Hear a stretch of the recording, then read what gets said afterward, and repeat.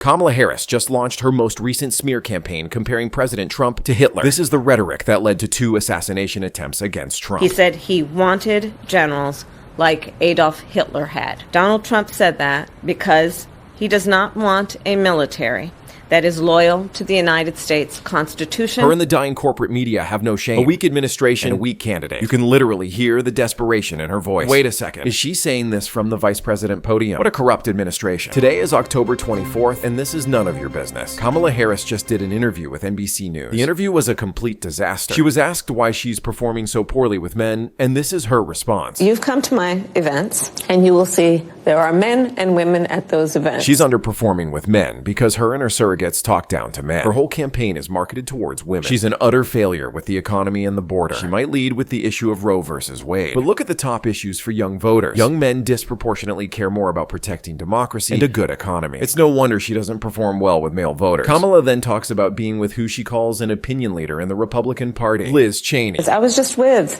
one of the leaders, and I think opinion leaders in the Republican Party, Liz Cheney. Trump's endorsed by Tulsi Gabbard and RFK Jr., so Kamala got the bright idea to bring out Liz Cheney, the supposed opinion leader that lost her primary by 37 points. Not to mention, she's widely regarded as a warmonger among Republicans. When we talk about Kamala's failures, we can't skip over the economy. This NBC News interviewer cites how voters have felt Biden-Harris policies have hurt them rather than helped them these past 4 years. This is Kamala's response. Let me be very clear. Mine will not be a continuation of the Biden administration. I bring my own experiences, my own ideas to it, and it has informed a number of my areas of focus, most of which are, on, to your point, lowering costs. She is literally the vice president of the United States. Costs have never been higher, and she can't list a single way she is different than old Joe Biden. You can't talk about costs increasing without bringing up the American dream. And she said the quiet part out loud. Kamala admits the American dream is dead under her leadership. And, you know, the idea of the American dream was something that previous generations could count on, not as much anymore. This drives me up a wall. Kamala and Joe were handed a rapidly recovering economy. They then spent 4 years printing money and killing innovation. Now she's admitting the American dream is dying under her watch after people take notice. This is what happened when Kamala was pushed on her economic views. She's in denial, and it's embarrassing to watch unfold. Former President Trump leads you on this issue.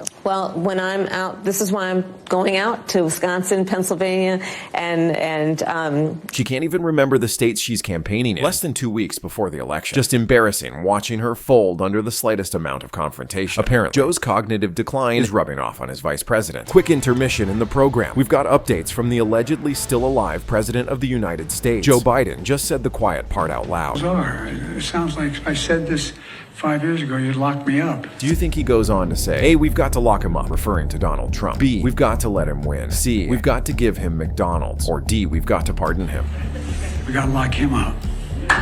Correct answer was A, we've got to lock him up. Terrifying choice. On a positive note, this is what CNN said about Kamala underperforming with Latino voters. Kamala Harris, Vice President Harris, is underperforming with Latino voters. He has an economic message and a pro-business message and an anti-socialism message. Why is CNN surprised Latino voters are pro-business and want a healthy economy? It seems so condescending to lump an entire demographic together. Trump is historically overperforming with Latinos because it turns out quite a lot of them like his messaging when it comes to immigration, the economy, and social policy. I will admit it's comical watching CNN realize being anti-socialism is appealing to folks. It's not just Latino voters Trump is overperforming with. Take a look at why this union auto worker is for the first time ever voting Donald Trump for president. Why? Because of the EV mandates. I thought the Democratic Party was for the working class, people, the average Joe like me. This Michigan auto worker is one of thousands who will end up voting Trump this November. The economy is a top issue on people's minds. Pointing to the stock market is irrelevant when putting food on the table for your family is impossible.